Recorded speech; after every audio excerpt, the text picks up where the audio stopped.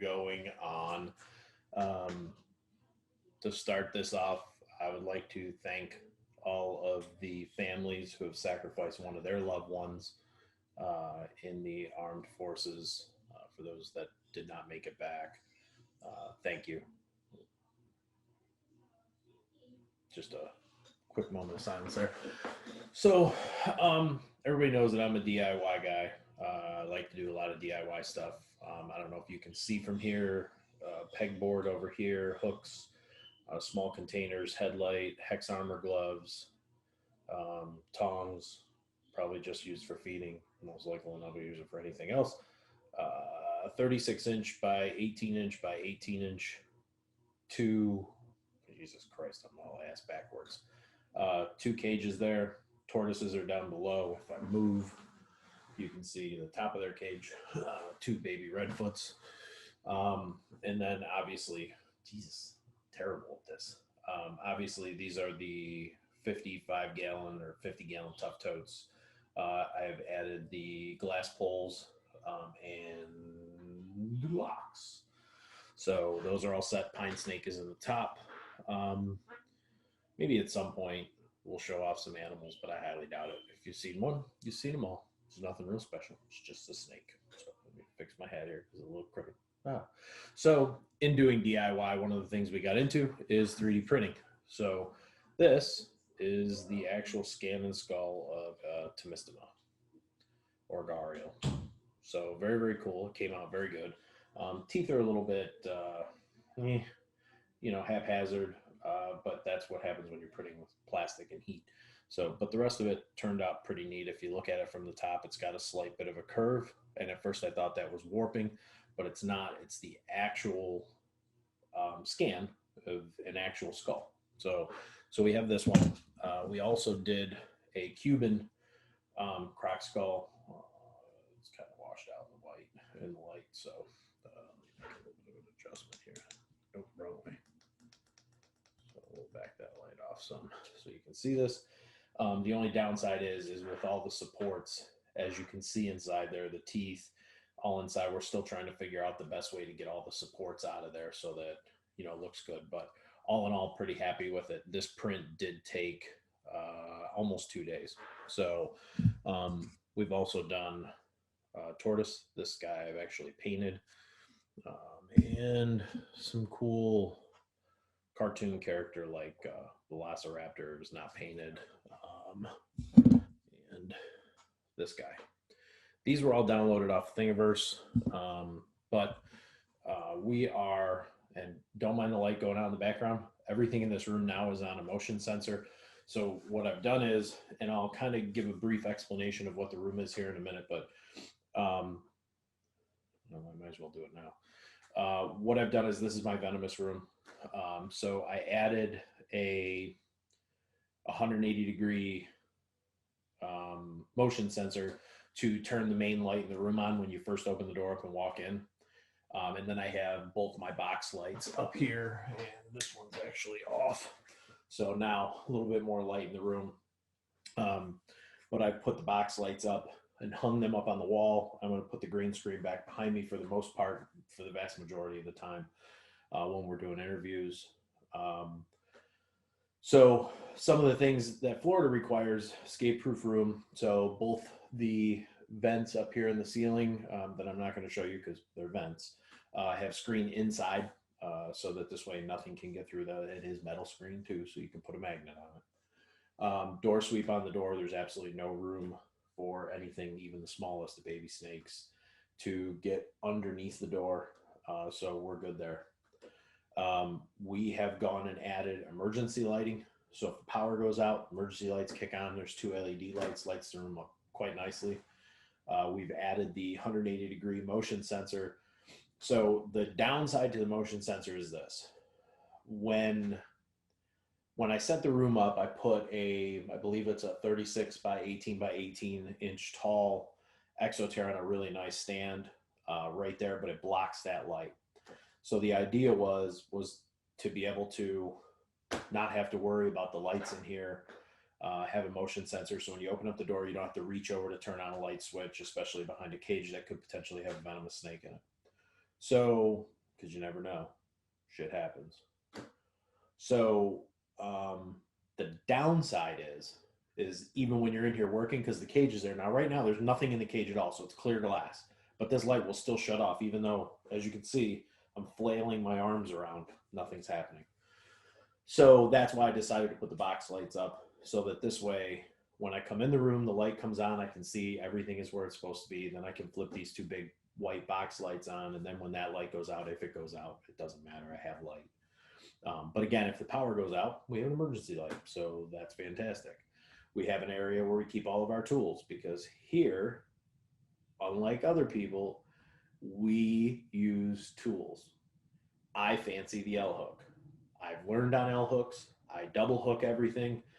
I I like watching videos with other people that say they think double hooking is hard to do. I think it's hard to do if you didn't learn that way, but I learned that way. So for me, it's the easiest thing to do. I worked for over a year double hooking annulifera, double hooking bothrops without having an issue and never having to tail anything. And then one day Cody asked me, "Have you tailed anything?" And I was like, "No, I never really have. I haven't had to." So he said, "Well, why don't you tail one of the annulifera?" And so I tailed it with a single hook. Not that I can't do it with two hooks, but just another weapon in the arsenal. So I'm looking at my beard here. Gonna come out weird. But anyway, so venomous room is pretty much done.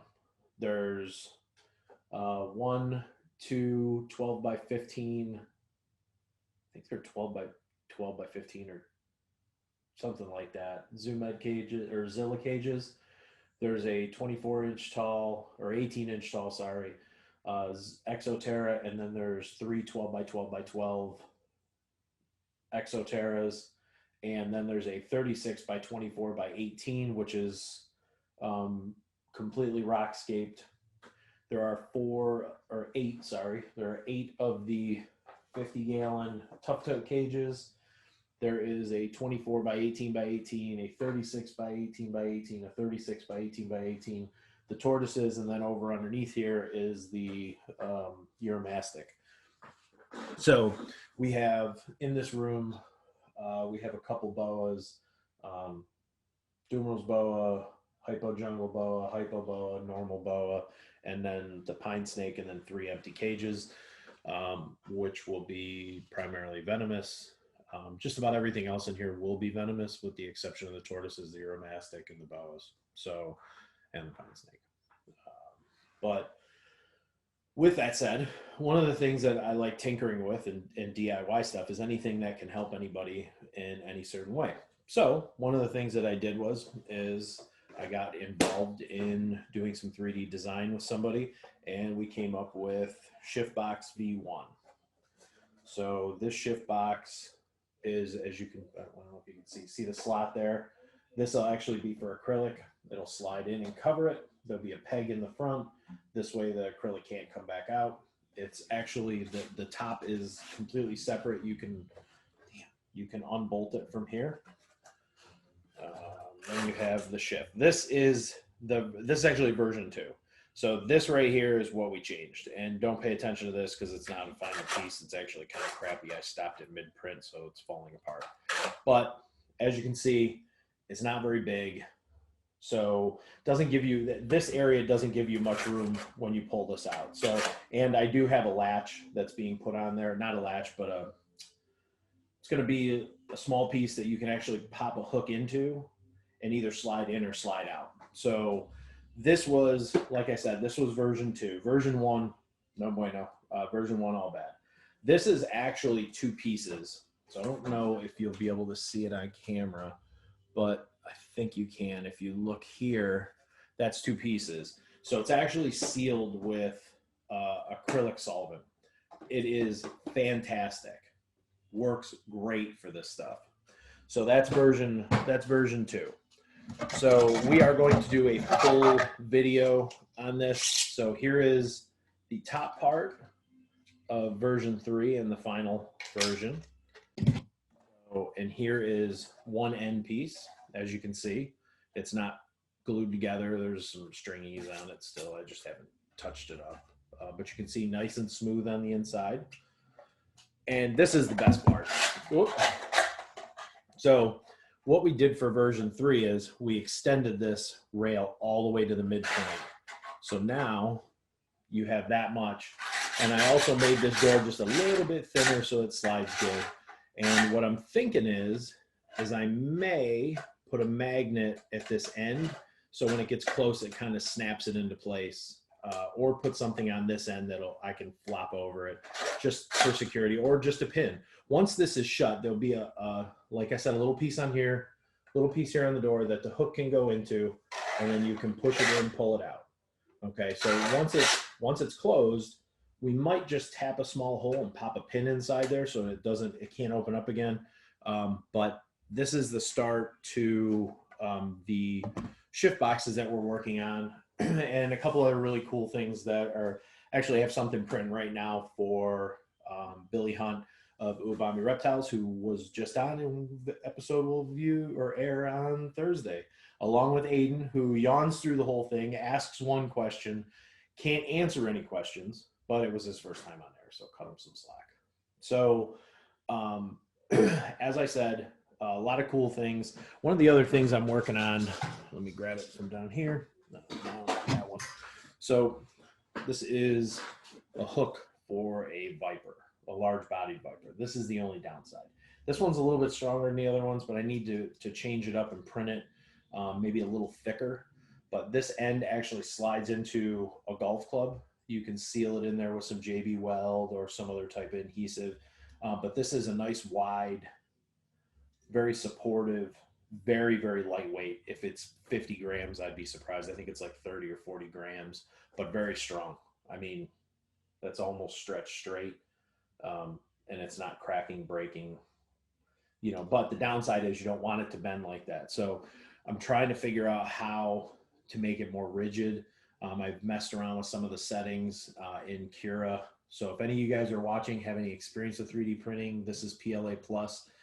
Any ideas, post a message, send it to me, whatever, you guys know how to get a hold of me. So just shoot over the message, because I'd like to know. And if you can help me make this better, I will give you one. So there's that. But it's been pretty cool. I think we're going to kind of do some cool stuff here in the future with the shift boxes, maybe even some arboreal hides. Who knows? But if you guys have ideas and things that you want for your reptile cages, things that are going to help you, let me know. Leave it in the comments down below. Make sure you subscribe. We'll go ahead and we'll get them mocked up. We'll post some videos and we'll collab on some stuff. And if it's something that really works out, you could do a couple different things, but at the end of the day, I really don't care. If I'll help out in any way that I can. So we can talk about that stuff off air. So another exciting thing is the appetite enhancement vitamins are out, and the people that are testing, I've heard some pretty positive results. So we're looking for a little bit more. Very positive from my end. I mean, but I don't expect anybody to believe me. So I am realistic, but positive on my end, positive from a couple other people as well. So we will be ready to probably put to market in the next maybe 60 days or so, give or take a little bit.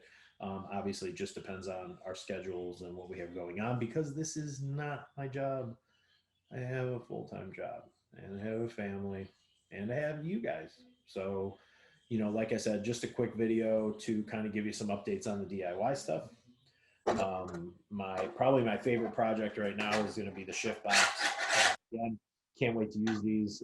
This actual shift box will be used in a mamba enclosure, so I'm going to make it somewhat arboreal. So hopefully in the future, I'll be able to get a mamba. Who knows? Maybe, maybe not. What if I don't even pass my inspection? That would suck. But it is what it is. So I'll keep you guys up to date. I'm pretty sure Fish and Wildlife is not going to let me film the inspection, but I'm going to ask, because why wouldn't I?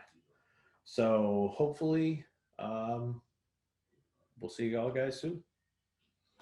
Have a nice weekend. Enjoy what's left of the long weekend, but please do me a favor, take a minute, um, thank those who didn't come back. So, from For Real, see ya.